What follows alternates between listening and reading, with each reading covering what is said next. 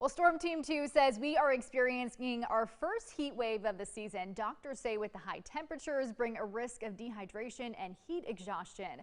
News 2's Jordan Siopa heard from medical professionals about what you can do to stay safe. Whether you're going to the beach or working outside, Lowcountry doctors say it's important to be careful when spending time in the heat. It's heating up in the Lowcountry. Yeah, it definitely makes it a little more difficult, adds a different aspect to the job. Charleston bike taxi rider George Kinsler works close to 8-hour shifts, biking passengers all over downtown Charleston. And when the temperature warms up, he comes to work prepared. Really, it's all about hydration. Just try and, drink as much fluids as possible, like water and Gatorade.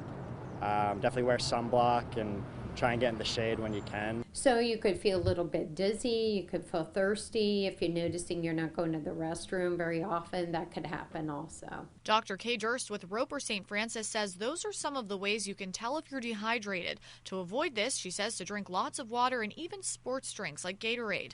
Another thing to be aware of, heat exhaustion. A lot of it is that you're dehydrated, and then also just with the heat, and especially here in the Lowcountry, you have the humidity, so it might feel like it's 85 degrees, but it's really 100 and something.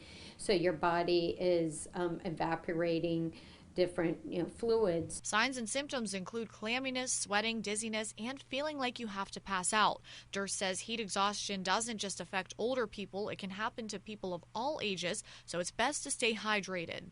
And if somebody can get in a cooler environment or air conditioned, that's good, helpful too, or in the shade. That will help with that heat exhaustion. Dr. Durst also says to try to stay out of the sun between the hours of 10 and 4. Reporting on Sullivan's Island, Jordan Siopa, Count on 2.